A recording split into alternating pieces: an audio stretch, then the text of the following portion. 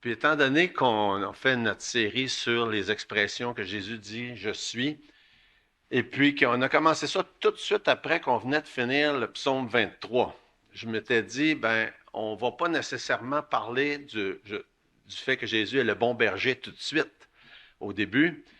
Et on a déjà fait le tour pas mal du sujet, mais il reste toujours de quoi dire sur un sujet aussi beau, aussi vaste que ça. Fait que je m'étais dit ce matin, ça serait un bon temps de couvrir cette expression-là, puisque j'aurais pas beaucoup de temps. Fait que c'est le cas. Jean chapitre 10, on va regarder parce qu'il me reste juste un autre dans la liste des expressions quand Jésus dit je suis, puis la dernière c'est je suis.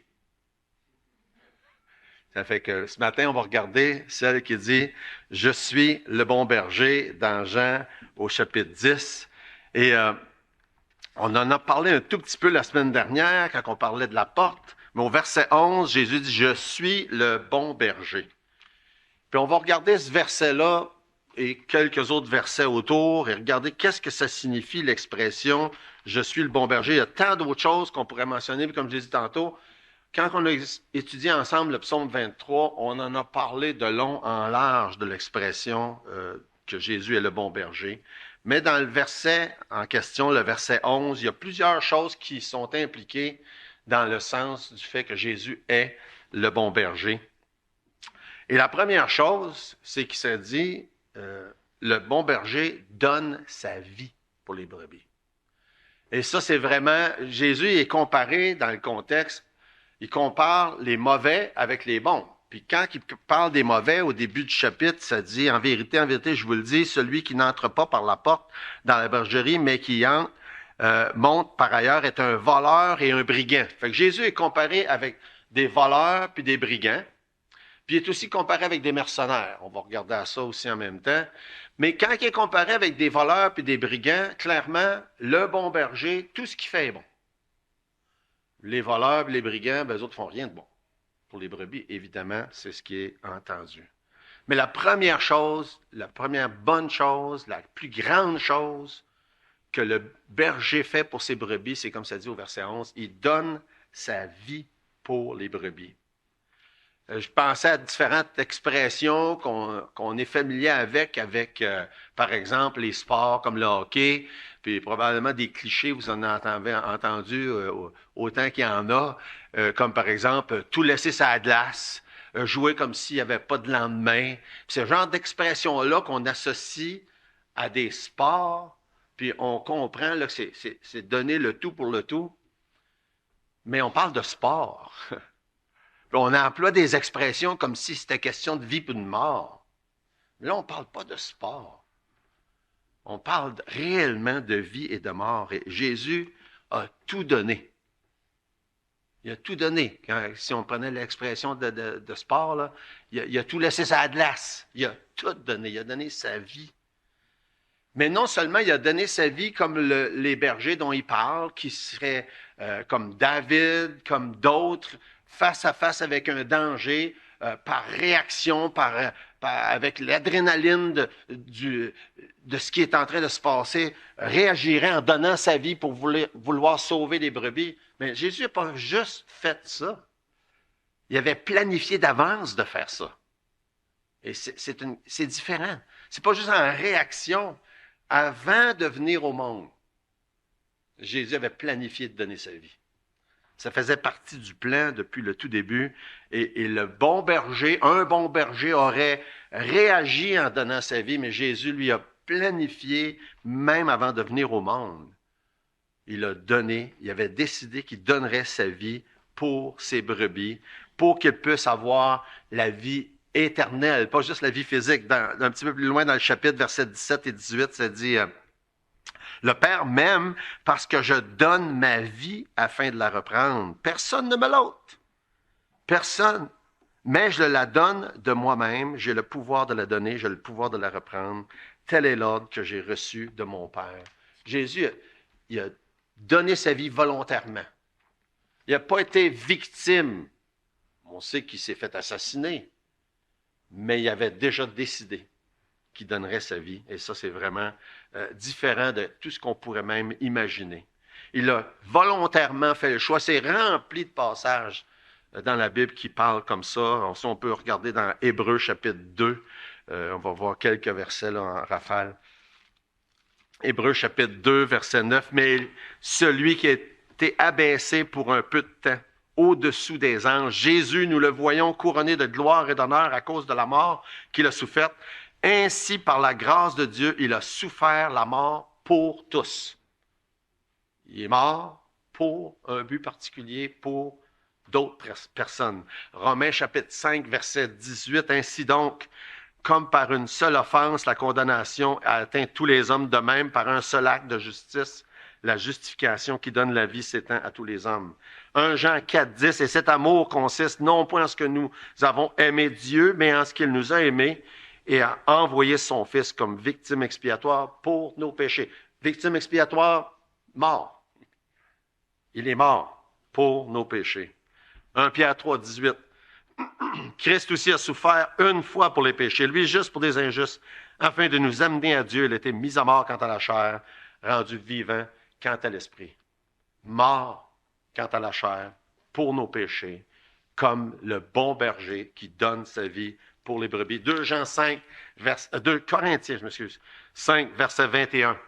Celui qui n'a point connu de péché le fait devenir péché pour nous, afin que nous devenions lui justice de Dieu.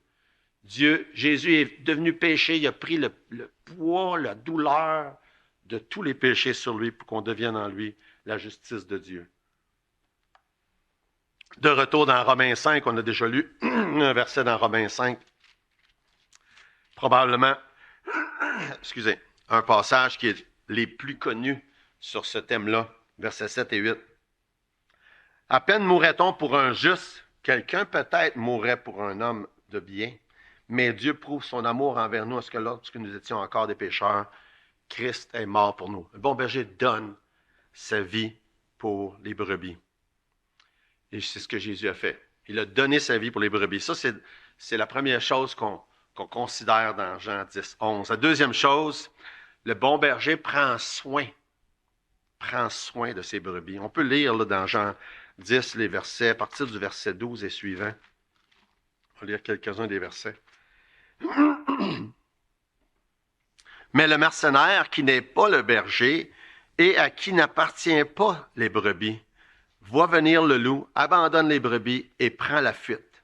Et le loup les ravit et les disperse. Le mercenaire s'enfuit parce qu'il est mercenaire et qu'il ne se met point en peine des brebis. Jésus dit, je suis le bon berger. Je connais mes brebis et elles me connaissent. Comme le Père me connaît et comme je connais le Père, et je donne ma vie pour mes brebis. Le bon berger prend soin de ses brebis parce qu'elles sont ses brebis. C'est la comparaison qui est faite. Et probablement, le mot le plus important là, dans ce sens-là, c'est le mot « c'est ». Ses brebis. Elles lui appartiennent. En comparaison avec un mercenaire ou un engagé, un employé. L'employé il ne fera pas comme le voleur. Il ne fera pas des choses mal ou dommageables aux brebis. Mais il n'aura pas la même attention.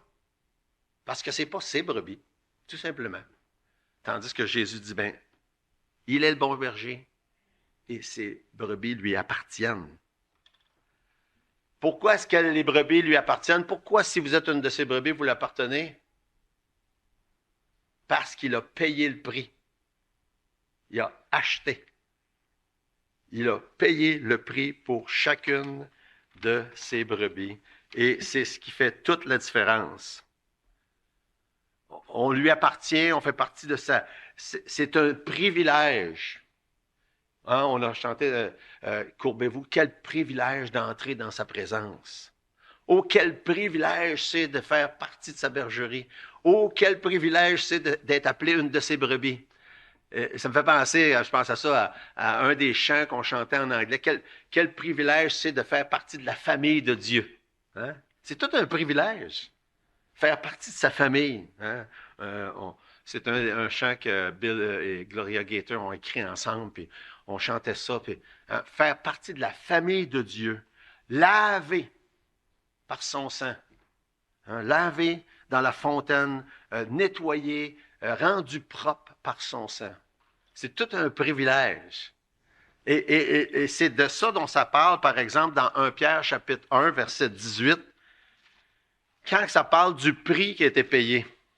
Ça parle justement de ça, le sang de Christ, le prix qui a été payé. C'est pas une monnaie normale, hein? C'est pas une monnaie courante, ce prix-là qui a été payé, mais c'est exactement ce que ça dit dans 1 Pierre, chapitre 1, verset 18. Ça dit, vous savez que ce n'est pas par des choses périssables, par de l'argent ou de l'or que vous avez été rachetés. Le prix payé, c'est pas de l'argent, c'est pas de l'or, de la vaine manière de vivre que vous aviez hérité de vos pères. Mais le prix payé, c'est par le sang précieux de Christ, comme d'un agneau sans défaut, sans tache. Le sang précieux de Christ, c'est le prix payé pour acheter ou racheter les brebis qui font partie de sa bergerie. Dans Tite, chapitre 2, verset 14, ça dit, « C'est donné lui-même pour nous, afin de nous racheter de toute iniquité, de se faire un peuple qui lui appartienne, purifié par lui et zélé pour toute bonne œuvre. » Il a payé le prix, racheté, pour se faire un peuple, pour se faire des brebis. Et c'est pour ça qu'on peut dire qu'on lui appartient. 1 Corinthiens, chapitre 7, verset 23, ça nous dit, « Vous avez été rachetés à un grand prix. » Le grand prix, le sang versé de Christ. Un grand prix, ne devenez pas esclaves des hommes. Un prix énorme. Ça me fait penser à un des beaux psaumes qui a été mis en parole, en musique plutôt, il y a un bon nombre d'années, le psaume 100, qui fait référence à ce même sujet-là. Psaume 100, le 3e verset. « Sachez que l'Éternel est Dieu. C'est lui qui nous a fait et nous lui appartenons. Nous sommes son peuple et le troupeau de son pâturage. » On lui appartient parce qu'il a payé le prix. Le bon berger prend soin de ses brebis parce qu'il lui appartient. Maintenant, est-ce que ce matin, quelqu'un, quand tu es assis ici, tu entends ça, est-ce que tu peux dire, oui, moi je le sais que je lui appartiens. Je le sais que je suis une de ses brebis. Je le sais que Jésus a payé le prix pour que moi, je puisse être appelé une de ses brebis. C'est une question cruciale. J'ai beaucoup aimé la semaine dernière quand Luc a partagé toute la série de versets sur être sauvé. Excusez. Être sauvé, c'est important de savoir. C'est important de pouvoir dire « je suis sauvé ». Il y a beaucoup de gens, je me souviens, dans les premiers temps, les premières années, souvent on se faisait répondre que ça pouvait avoir de l'air prétentieux de dire qu'on est sauvé parce que avec nos croyances d'autrefois dans l'Église catholique, personne ne pouvait dire avec certitude. Parce qu'il y avait toujours un peut-être, toujours un doute, parce qu'il y avait toujours d'autres choses à faire. Même après la mort, il ne faut pas avoir de certitude. Surtout avec les vieilles croyances, comme le purgatoire, par exemple. Et c'est d'ailleurs pourquoi il y avait la notion, puis encore, de prier pour des morts. Et de dire, oui, je suis certain. C'est comme, comment? Tu ne peux pas dire ça. Oui, on peut dire ça. On peut dire ça. On peut dire, je suis sauvé. On peut dire, je suis une brebis qui appartient au bon berger. Si on sait sans l'ombre d'un doute qu'il a payé le prix et qu'on lui appartient bel et bien, et c'est seulement si on a placé notre foi. On l'a entendu dans les témoignages tantôt. Seulement si on a placé notre foi en Jésus. C'est la question, c'est une des questions les plus importantes qu'il n'y a pas. La question cruciale.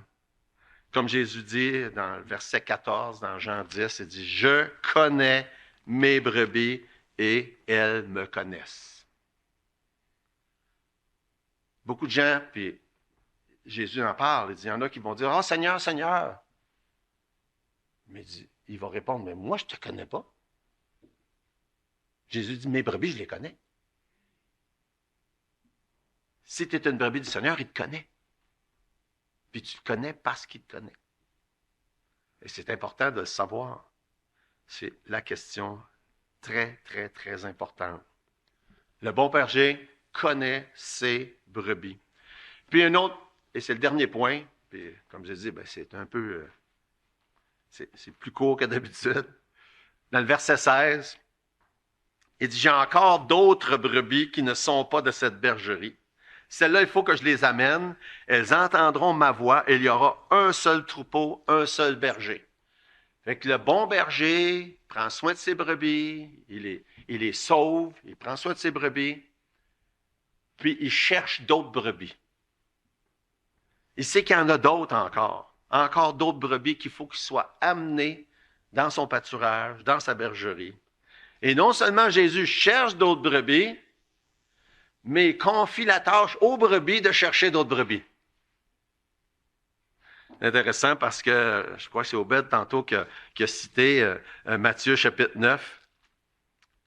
On n'a pas partagé nos notes l'an passant, mais quelques-uns des versets qu'il a partagés, ça fait partie des versets que je voulais partager ce matin. Matthieu chapitre 9, verset 36. Jésus, voyant la foule, fut ému de compassion pour elle parce qu'elle était languissante et abattue comme des brebis qui n'ont point de berger. Jésus avait de la compassion pour ces brebis qui n'avaient pas de berger. J'ai beaucoup aimé, on pouvait ressentir la compassion d'Obed et Lécy pour ces jeunes-là au Tchad, qui n'ont pas de berger, qui n'ont pas de famille, qui n'ont rien. Et c'est touchant d'entendre ça. Et Jésus lui-même avait de la compassion pour beaucoup de gens qui étaient mal pris. Et une des raisons, un des sujets, il y avait de la compassion parce qu'il voyait des gens qui n'avaient pas de berger. Et on devrait avoir de la compassion pour ceux qui n'ont pas de berger. De la même manière que Jésus. Et c'est intéressant parce que vous avez peut-être vu, si vous n'avez pas vu, il y a des petits bracelets avec Matthieu 9, 38 là, à l'arrière. C'est un des thèmes qui est beaucoup poussé par la mission Baptist Missions. Priez le maître de la moisson qui envoie des ouvriers dans la moisson. Puis c'est intéressant parce que Jésus transitionne de foules qui sont des brebis, pas de berger, à une foule qui est un champ. Il transitionne de berger, brebis à champ puis moisson. Avec la même idée en tête, verset 37, quand il dit alors, il dit à ses disciples, la moisson est grande, mais il y a peu d'ouvriers. On pourrait dire, il y a beaucoup de brebis, puis il n'y a pas assez de bergers, puis ce serait la même chose. La moisson est grande, il y a peu d'ouvriers. Priez donc le maître de la moisson d'envoyer les ouvriers dans la moisson. Des ouvriers dans la moisson qui vont aller chercher des brebis égarées pour les amener dans la bergerie. C'est exactement, Jésus fait la transition de un vers l'autre, à partir du verset 36, jusqu'au verset 38. Et de là, l'idée, quand il dit, il y a encore beaucoup de brebis qui n'ont pas de berger. Et lui, en tant que bon berger, veut que nous, en tant que brebis, on cherche aussi des brebis égarées pour qu'elles puissent entrer dans la bergerie. Puis aussi un autre verset qu'on a entendu tout à l'heure dans Matthieu chapitre 28, ou du moins en fait référence. Où est-ce que ça dit « Allez ». Allez, dans Matthieu chapitre 28, verset 19. Allez. Bien entendu, Jésus disait ça à ses disciples, mais il dit ça à chacun de nous. Allez. Allez, on n'ira pas tous aux mêmes endroits. On n'ira pas tous au Tchad, par exemple. On n'ira pas tous dans une autre province ou dans un autre pays. Mais on peut aller au coin de rue. On peut aller chez notre voisin, voisine. On peut aller chez des amis, des parents.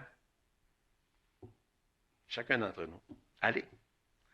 Allez, faites de toutes les nations des disciples, les baptisants au nom du Père, du Fils et du Saint-Esprit. Pourquoi? Parce que Jésus, le bon berger, cherche encore des brebis qui ne font pas partie de sa bergerie. Jésus, le bon berger, comme il nous le dit, versets 17 et 18, on y revient. Le Père m'aime parce que je donne ma vie afin de la reprendre. Personne ne me l'ôte, mais je la donne de moi-même. Jésus a donné sa vie pour que des brebis puissent être sauvées, faire partie de sa bergerie. Puis aujourd'hui, au moment où on se parle 2000 ans plus tard, il y a encore des brebis qui ne font pas encore partie de sa bergerie et qui doivent y entrer. Et c'est pour ça, quand on tourne dans 2 Pierre chapitre 3,